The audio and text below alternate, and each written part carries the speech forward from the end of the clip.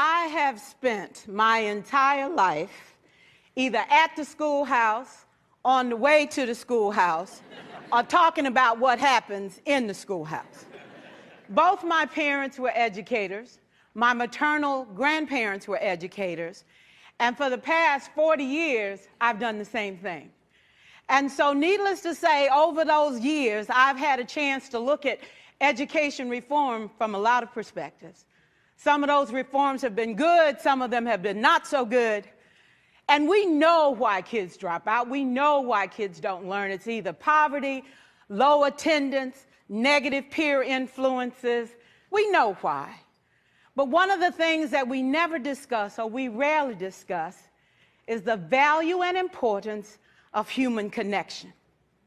Relationships. James Comer says that no significant learning can occur without a significant relationship. George Washington Carver says all learning is understanding relationships. Everyone in this room has been affected by a teacher or an adult. For years, I have watched people teach. I have looked at the best and I've looked at some of the worst. A colleague said to me one time, they don't pay me to like the kids. They pay me to teach a lesson. The kids should learn it. I should teach it. They should learn it. Case closed. Well, I said to her, you know, kids don't learn from people they don't like.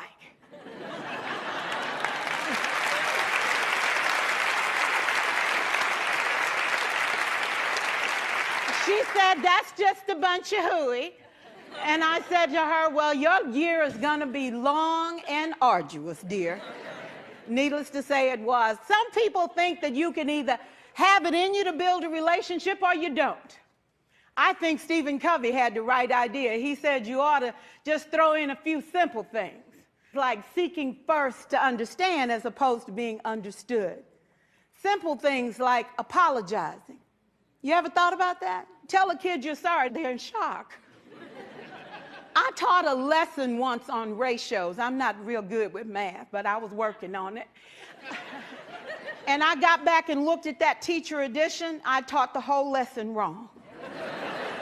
So I came back to class the next day and I said, look, guys, I need to apologize. I taught the whole lesson wrong. I'm so sorry.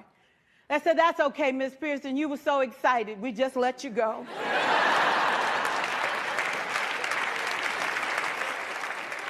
I have had classes that were so low, so academically deficient that I cried.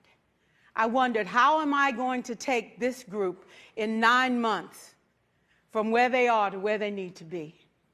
And it was difficult. It was awfully hard. How do I raise the self-esteem of a child and his academic achievement at the same time? One year I came up with a bright idea. I told all my students, you were chosen to be in my class. Because I am the best teacher and you are the best students, they put us all together so we could show everybody else how to do it. One of the students said, really?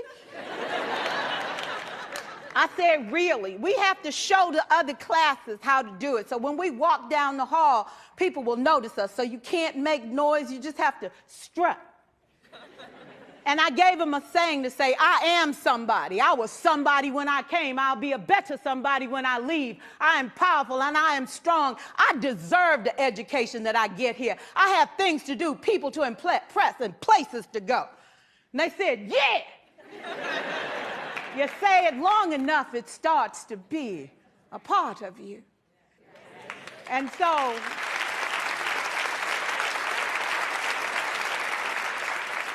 I gave a quiz, 20 questions. Student missed 18. I put a +2 on this paper and a big smiley face. He said, Miss Pearson, is this an F? I said, yes. He said, then why'd you put a smiley face? I said, because you on the roll. You got 2 right, you didn't miss them all. I said, and when we review this, won't you do better? He said, yes, ma'am, I can do better. You see, -18 sucks all the life out of you. +2 said, I ain't all bad.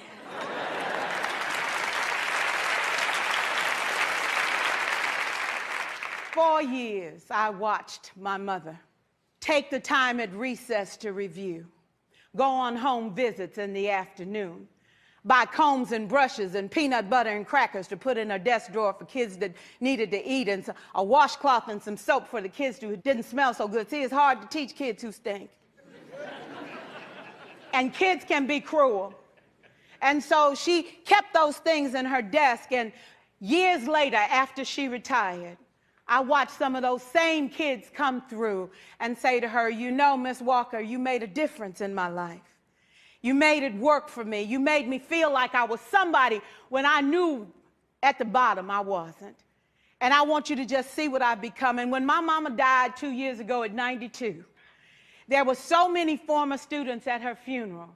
It brought tears to my eyes, not because she was gone, but because she left a legacy of relationships that could never disappear. Can we stand to have more relationships? Absolutely. Will you like all your children? Of course not.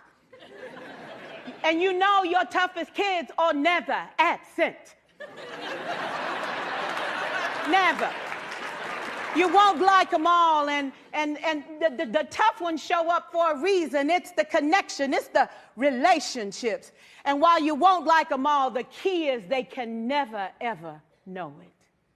So teachers become great actors and great actresses, and we come to work when we don't feel like it, and we listen to policy that doesn't make sense, and we teach anyway. We teach anyway because that's what we do. Teaching and learning should bring joy. How powerful would our world be if we had kids who were not afraid to take risks, who were not afraid to think, and who had a champion? Every child deserves a champion, an adult who will never give up on them, who understands the power of connection and insists that they become the best that they can possibly be. Is this job tough? You betcha. Oh God, you betcha. But it is not impossible. We can do this. We're educators. We're born to make a difference. Thank you so much.